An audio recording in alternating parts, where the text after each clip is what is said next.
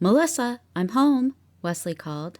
His beautiful 3-year-old daughter ran to the front parlor, golden pigtails bouncing with every step. He glanced around the room and sighed. Like the rest of the house, the furniture was covered with a thick layer of dust. A threadbare sofa with scarred arms and a pale finish had been shoved against the wall.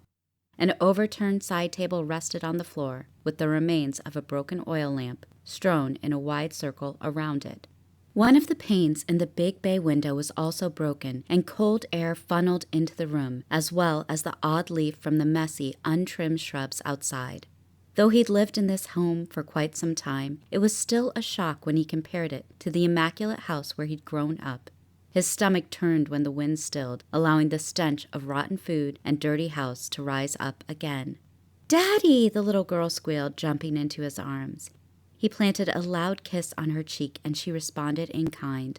The uncomplicated love of a child made up for a multitude of other, less pleasant aspects of his life. "Hello, Wes," his wife said, entering the room. He was pleased to note she looked fairly lucid today. "Samantha," he hugged her gently and pressed a quick kiss to her lips, twirling a strand of golden hair around his finger. "Did you have a good day?" "I guess," she replied. "What about you? How was your meeting?" "Uh-oh, dangerous territory." "Fine, we're getting a new pastor." Samantha shrugged. "Another two-faced hypocrite?" she asked, an ugly note in her voice. "I doubt it," Wesley replied. "He's young, younger than me. Maybe he'll be nice." "Church people are never nice," Samantha said. The tone in her voice was a warning. Wesley changed the subject immediately. "So, what did you do today?" "We went to the store. I bought some ribbons and a dolly for Melissa." "That's good," he replied, relieved she'd taken the bait. "We saw a few people there. Your lover was there." "I don't have a lover," he replied mildly, his pulse increasing as he struggled not to go into full defensive mode. "I don't need one. I have the most arousing woman in town for my wife."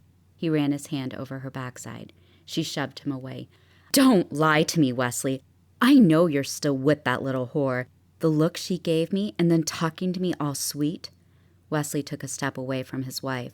There was no truth in what she was saying. Since the day she'd come to him and told him she was pregnant, up to this very day, he'd been faithful to her. He knew full well she didn't return the favor. He knew what those pitying, knowing looks from the men around town meant. It didn't matter. He had to try and keep his family functioning as best he could.